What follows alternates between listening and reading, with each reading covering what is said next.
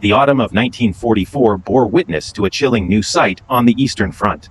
As the Soviet Red Army relentlessly pressed into Hungary, the battle-hardened soldiers of the Fourth Guards encountered a weapon unlike any they had seen. Near a tranquil farmstead at Alsavar Rad that November, the air erupted with projectiles hurtling towards their tanks. These rockets carved fiery paths across the sky, culminating in devastating explosions that ripped through Soviet armor with the might of heavy artillery. This marked the terrifying combat debut of one of World War II's most formidable, yet surprisingly obscure, armaments, Hungary's 44M Buzog Nevet. Its very name, translating to Mace Thrower, conjured images of brutal, medieval force, a fitting moniker for a weapon crafted with a singular, devastating objective: to obliterate the most heavily armored tanks on the battlefield. Soviet troops, reportedly, both feared and respected this weapon, recognizing its destructive power and making its elimination a top priority. Though history has largely overlooked it, the 44M Buzog Nevet stood out as a truly exceptional piece of engineering, an ingenious answer born from dire necessity, yet arriving tragically late to alter Hungary's wartime destiny. By 1942, the Royal Hungarian Army found itself in a precarious situation on the Eastern Front. Its tank divisions, reliant on domestically manufactured vehicles like the 3880M Toldi light tank and the 40M Turin medium tank, were hopelessly outmatched by the Soviet Union's newer, more advanced, and significantly more powerful tanks. The sudden appearance of formidable heavy tanks, including the T-34 and the imposing KV series, underscored an urgent need for an anti-tank solution capable of reliably neutralizing these threats from a safe distance.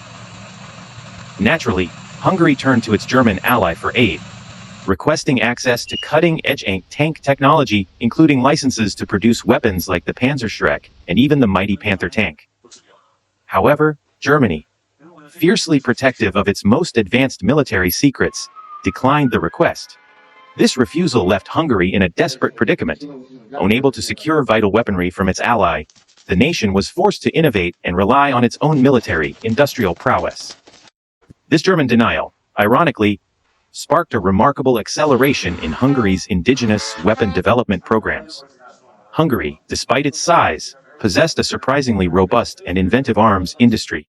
The genesis of the Buzog Nevet, which commenced at the Hungarian Institute of Military Science, HTI, in 1942, was not an isolated endeavor. It formed a crucial part of a broader national initiative to forge a new generation of advanced weaponry. The initial prototype of the Buzoga Nevet launcher was crudely mounted on a basic tripod. Yet, during troop trials at the Esztergom military camp in the spring of 1944, this design was swiftly deemed inadequate.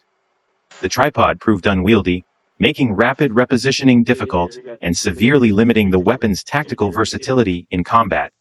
With Hungary's industrial infrastructure already strained to its limits and unable to undertake the complete design and production of a new dedicated carriage, the resourceful engineers at HTI conceived an ingenious and pragmatic solution. They ingeniously repurposed the wheeled carriages from vast quantities of captured Soviet heavy machine guns, primarily the iconic Maxim M1910 and the SG-43 Goryunov. This clever adaptation granted the weapon exceptional mobility and a stable firing platform, all while minimizing production costs. The final iteration of the Buzog Nevet boasted twin large launch tubes, an uncomplicated machine gun-style sight for intuitive aiming, and a substantial, thin metal blast shield, meticulously designed to safeguard the gunner from the rocket's powerful backblast. A three-person crew operated this formidable weapon, a skilled gunner responsible for aiming and firing via two distinctive paddle-like triggers, flanked by two loaders who deftly handled the heavy ammunition. The Buzog Nevetman's firing mechanism was a testament to its groundbreaking innovation. To initiate a launch, the gunner would depress a trigger, firing a blank Mauser rifle cartridge. The resulting gas impulse from this blank round ignited a small initial propulsion charge. Critically, this charge was not potent enough to send the massive rocket soaring, but rather engineered to gently eject the projectile from its launch tube, propelling it to a safe distance from the crew. Approximately 2 seconds later, once clear of the launcher, the primary solid fuel rocket motor roared to life, swiftly accelerating the rocket to its impressive target velocity of around 200 km/h. This ingenious two-stage firing sequence was a vital safety measure, shielding the three-man crew from the intense, hazardous backblast generated by the main rocket engine, a significant threat when dealing with such a large projectile. The WWII system was engineered for unparalleled tactical adaptability, capable of deploying two distinct types of warheads, allowing it to effectively engage both heavily armored and softer targets. Foremost among these was the WWII Mace She-8 round, the weapon's primary anti-tank ammunition and the source of its fearsome reputation. This rocket featured a massive warhead housing a 4.2 kg high explosive anti-tank shaped charge. The WWII warhead possessed the formidable penetration capability of up to 300 milliliters of steel armor. This immense power was more than sufficient to obliterate any Allied tank present on the battlefield in 1944, including the formidable Soviet IS-2 Stalin tank. The second projectile type was the Zapor, a rainfall HE round developed specifically to combat infantry and unarmored targets. Beyond its descriptive name and anti-infantry function, detailed information about this rocket remains scarce. It was a high explosive fragmentation warhead, meticulously designed to unleash a devastating torrent of shrapnel across an area upon detonation. This versatile, dual-purpose capability transformed the WWII into an invaluable asset for the beleaguered Hungarian defenders.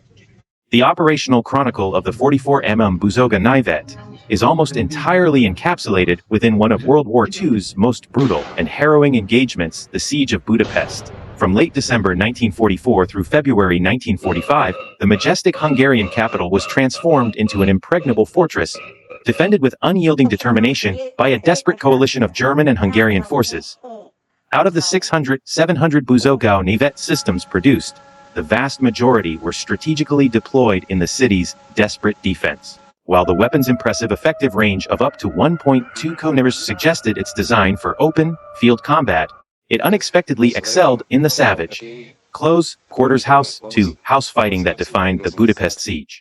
The weapon's inherent long-range inaccuracy became a non-issue when targets were mere hundreds of meters away, visible down the city streets.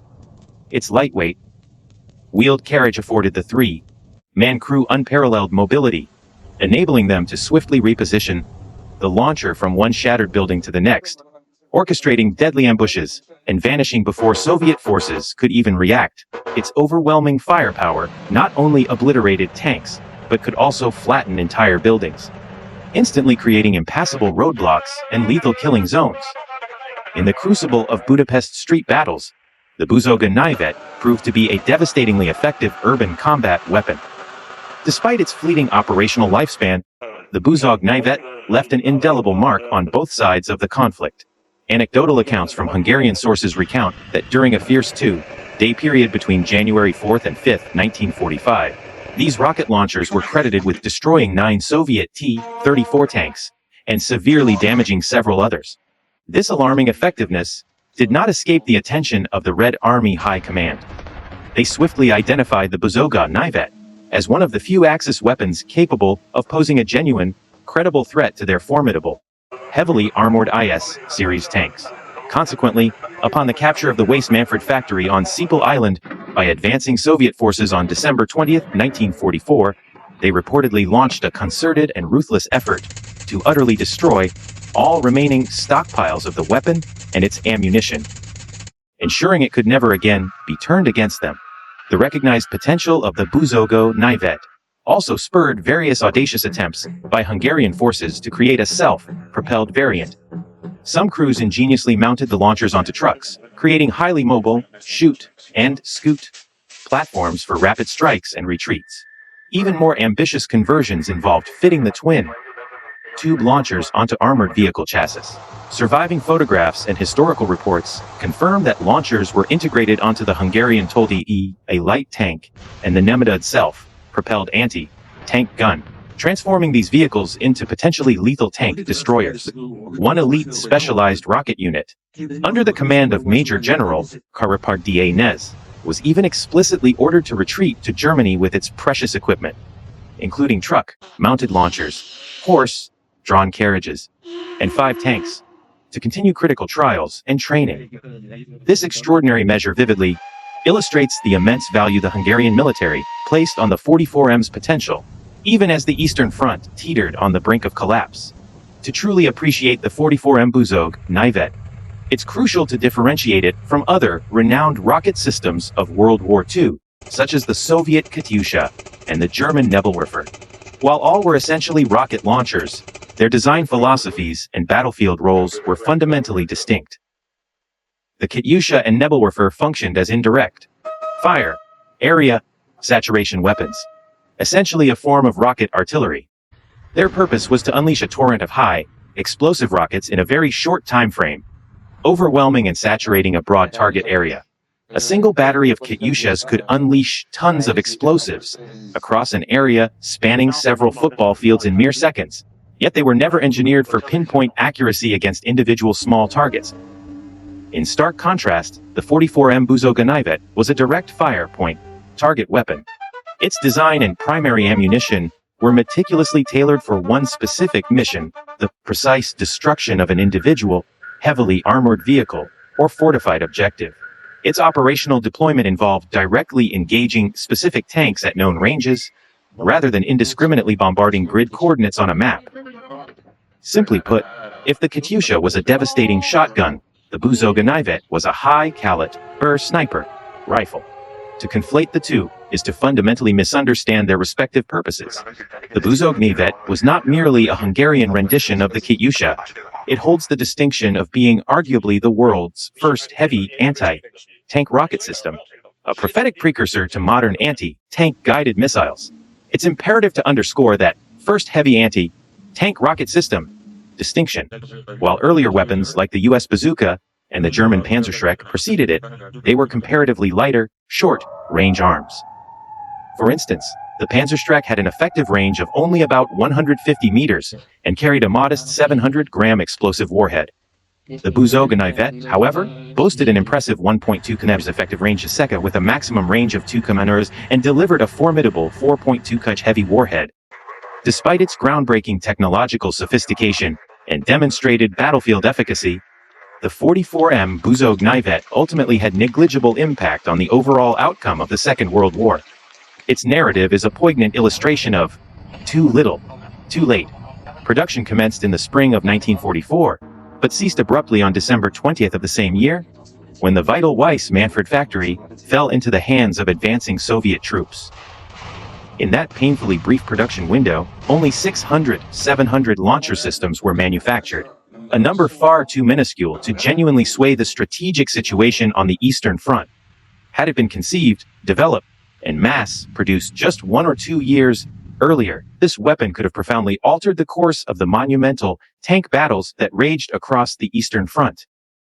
A mobile, infantry-operated weapon capable of obliterating any tank from over a kilometer away would have undoubtedly been a perpetual nightmare for Soviet armored commanders.